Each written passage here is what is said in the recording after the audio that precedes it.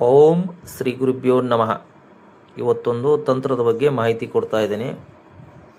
ಏನಪ್ಪ ಮಾಹಿತಿ ಅಂದರೆ ಸಂಪೂರ್ಣವಾದ ವಿಡಿಯೋ ನೋಡಿ ಅರ್ಥ ಆಗುತ್ತದೆ. ಈಗ ಸುಮಾರು ಜನ ಹೇಳ್ತಾ ಇದ್ದಾರೆ, ಮಕ್ಕಳು ಮನೆಯಲ್ಲಿ ಕಿರಿಕಿರಿ ಮಾಡ್ತಾ ಇದ್ದಾರೆ ಗುರುಗಳೇ, ಮನೆಯಲ್ಲಿ ನೆಮ್ಮದಿ ಅನ್ನೋದಿಲ್ಲ, ಸುಖ ಅನ್ನೋದಿಲ್ಲ, ಶಾಂತಿ ಅನ್ನೋದಿಲ್ಲ, ಮನೆಯಲ್ಲಿ ಹೋದರೆ ಏನಾದರೂ ಸಮಸ್ಯೆಗಳು ಬರ್ತಾ ಇದೆ ಗುರುಗಳೇ ಅಂತಿರ್ತಾರೆ ಜನಗಳು. ಆ ಮನೆಗೆ ಏನು ಮಾಡಬೇಕಪ್ಪ ಅಂದರೆ ದೃಷ್ಟಿ ದೋಷ ಇರುತ್ತದೆ.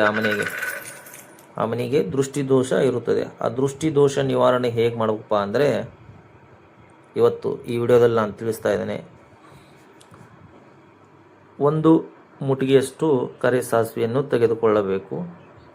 ಒಂದು ಮುಟ್ಟಿಗೆಯಷ್ಟು ಉಪ್ಪನ್ನು ತೆಗೆದುಕೊಳ್ಳಬೇಕು.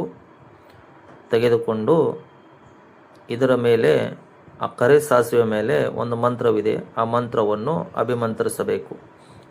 ಮಂತ್ರ ಯಾವ ರೀತಿಪ್ಪ ಅಂದರೆ, ನಾನೀಗ ಮಂತ್ರ ಹೇಳ್ತಾ ಇದ್ದೇನೆ, ಗಮನವಿಟ್ಟು ಕೇಳಿ.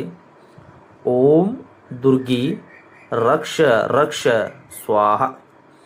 ಓಂ ದುರ್ಗಿ ರಕ್ಷ ರಕ್ಷ ಸ್ವಾಹ. ಈ ಮಂತ್ರದಿಂದ 21 ಸಾರಿ ಅಭಿಮಂತ್ರಿಸಬೇಕು. ಅಭಿಮಂತ್ರಿಸಿದ ನಂತರ ಅದೇ ಸಾಸಿವೆಯನ್ನು ಕೈಯಲ್ಲಿ ಹಾಕಿಕೊಂಡು, ಉಪ್ಪನ್ನು ಹಾಕಿಕೊಂಡು, ತಮ್ಮ ಮನೆಯ ಮಧ್ಯಭಾಗದಲ್ಲಿ ನಿಂತುಕೊಂಡು ನಿಮ್ಮ ಪಿತೃರನ್ನು ನೆನೆಸಿಕೊಂಡು, ನಿಮ್ಮ ಕುಲದೇವತೆಯನ್ನು ನೆನೆಸಿಕೊಂಡು ಅವರಿಬ್ಬರಿಗೆ ಸಂಕಲ್ಪ ಮಾಡಬೇಕು. ಸಂಕಲ್ಪ ಯಾವ ರೀತಿಪ ಅಂದರೆ, ಪಿತೃರೇ ಹಾಗೂ ನನ್ನ ಕುಲದೇವತೆ, ನಮ್ಮ ಮನೆಯಲ್ಲಿ ಮಾಟ ಮಂತ್ರ, ನಜರ್ ದೋಷ್, ದೃಷ್ಟಿ ಏನಾದರೂ ಸಮಸ್ಯೆ ಇದ್ದರೆ, ಈ ರೀತಿ ಯಾವುದೇ ತೊಂದರೆ ತಾಪತ್ರೆಗಳಿದ್ದರೆ ಇದರ ಮುಖಾಂತರ ಅದು ಹೋಗ್ತಾಯಿ ಅಂಥೇಳಿ ಸಂಕಲ್ಪ ಮಾಡಬೇಕು. ಸಂಕಲ್ಪ ಮಾಡಿ ನಂತರ ನಿಮ್ಮ ಮನೆಯಿಂದ ಬಲಭಾಗದಿಂದ ಎಡಭಾಗ ಮನೆಗೆ ಮುಖ ಮಾಡಿ ನಿಂತರೆ ಬಲಭಾಗದಿಂದ ಎಡಭಾಗ 7 ಸಲ ಈ ಪ್ರಯೋಗ ಮಾಡಬೇಕು. 1ನೇ ಸಲ ಕರೆ ಸಾಸಿವೆ ಉಪ್ಪನ್ನು ತೆಗೆದುಕೊಂಡು ಮನೆ ಪೂರ ಸುತ್ತ ಹಾಕಬೇಕು. ಎಲ್ಲ ಗಾಡಿ ಗಿಡಿಗೆಲ್ಲ ಮುಟ್ಟಿಸ್ಕೊಂಡು ಬರ್ತಾ ಇರಬೇಕು. ಬಂದು ಹೊರಗಡೆ ಬೆಂಕಿ ಹಾಕಬೇಕು. ಆ ಬೆಂಕಿಯಲ್ಲಿ ಇದನ್ನು ಹಾಕಬೇಕು. ಇದು 1ನೇ ಸಲ.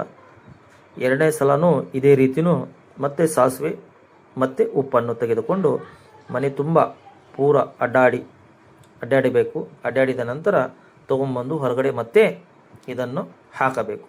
ಈ ರೀತಿ 7 ಸಲ ಮಾಡಬೇಕು.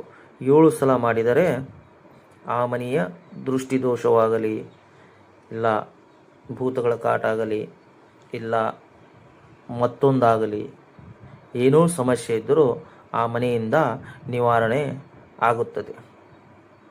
ಈ ವಿಡಿಯೋ ಇಷ್ಟವಾದಲ್ಲಿ ಲೈಕ್ ಮಾಡಿ, ಸಬ್ಸ್ಕ್ರೈಬ್ ಮಾಡಿ, ಶೇರ್ ಮಾಡಿ. ಏನಾದರೂ ತೊಂದರೆ ತಾಪತ್ರೆ ಇದ್ದಲ್ಲಿ ಕಮೆಂಟ್ ಮಾಡಿ. ಧನ್ಯವಾದಗಳು.